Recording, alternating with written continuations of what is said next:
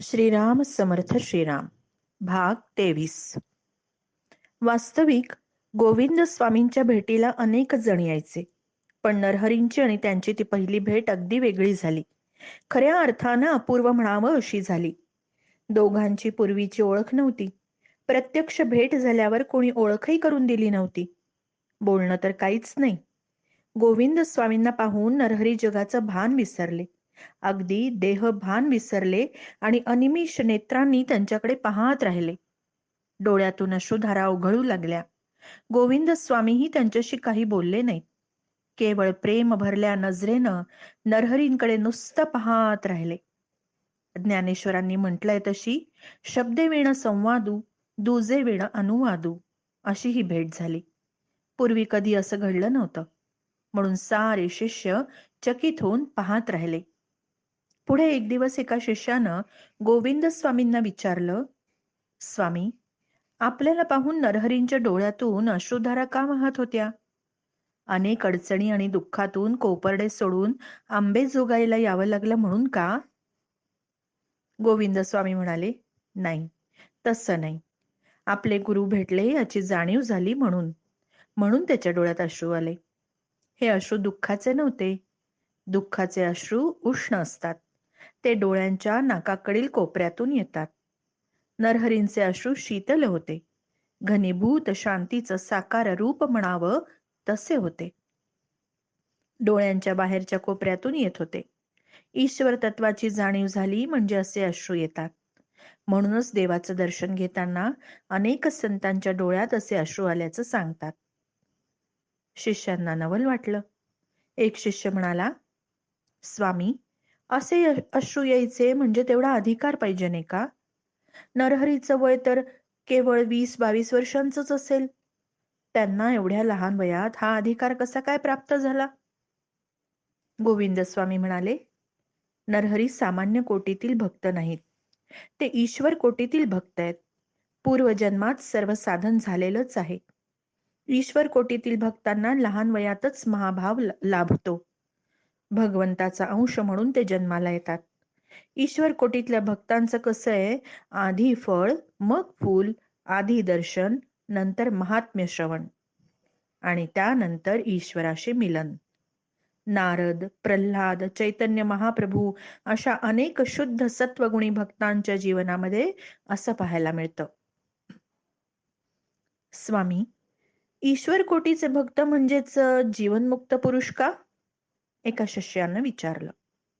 नाही, जीवनमुक्त पुरुष हे सामान्य जीव म्हणून जन्माला आलेले असतात. आधी संसारात ते बद्ध असतात.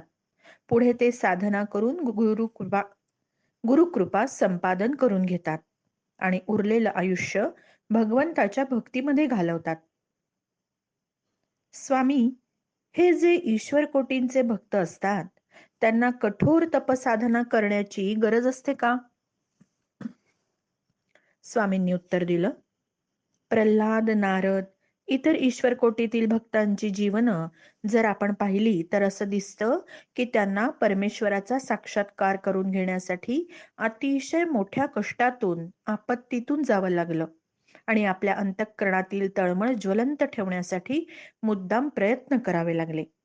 अशा थोर भक्तांनाही आचार धर्माचे नियम काटेकोरपणे पाळून दीर्घकाळ साधना करावी लागली. आंबेजोगाई या गावाची स्वतःची अशी एक धाटणी होती, परंपरा होती. बालाघाटच्या डोंगरांच्या रांगांनी आपल्या कवेमध्ये लिपटून घेतलेलं हे गाव अतिशय सुंदर गाव. रेणा, वाणा, जयंती या नद्यांनी शिवार दिलेलं. डोंगर दऱ्यातून सुसाट वाहणारा वारा, दाट वृक्षराजी यामुळे आंबेजोगाई या गावावर निसर्ग सौंदर्याची मुक्त उधळण झालेली. योगेश्वरी ही येथील शक्ती देवता. योगेश्वरी ही मूळची कोकणातली. अशी दंतकथा आहे की परळीच्या वैजनाथाशी तिचं लग्न ठरलं. योगेश्वरी कोकणातून तिच्या वराडासह आली. आंबेजोगाईला नदीवर मुक्काम होता. हे लग्न कोंबडा आरवण्यापूर्वी पहाटे व्हायचं होतं. पण योग असा की लग्नाचा मुहूर्त टळून गेला. त्यामुळे योगेश्वरीने विवाहाचा विचार सोडून इथेच कायम राहायचं ठरवलं. ती मोठी योगिनी असल्यामुळे हे स्थान मोठं शक्तिपीठ झालं. तिच्या शक्तिपीठाचं तेज शेकडो वर्ष झळाळत राहिलंय. अनेक शतके ती भक्तांवर मायेची पाखर घालतीये. या गावात 6 सिद्ध होऊन गेलेत. पहिले सिद्ध पुरुष बुटीनाथ, त्यांची समाधी पाप विमोचन तीर्थावर आहे. दुसरे सिद्ध पुरुष मुकुंदराज, महान योगी. येथील जैतपाल राजा साधूंना त्रास द्यायला लागला तेव्हा काशीहून ते प्रगट झाले आणि हस्तस्पर्श न करता गिरणीची चाकं फिरवून दाखवली. त्यांचं योग सामर्थ्य पाहून राजा थक्क झाला आणि त्यांना शरण आला. त्यांनी त्या राजाला योगाची दीक्षा दिली असं सांगतात आणि त्यांच्या सिद्धीमुळे अनेक राजेही दिपून त्यांचे भक्त झाले अशीही ख्याती आहे. मराठी भाषेतील पहिला ग्रंथ विवेक सिंधू त्यांनी याच गावात रचला. प्रचंड ग्रंथ निर्मिती करणारे संत कवी दासोपंतही इथलेच. त्यांना रोज ढब्बू पैशाची शाई लेखनासाठी लागायची. संगीताचं मोठं ज्ञान असल्यामुळे आपली पदं दासोपंत बंदिशीत गात असत.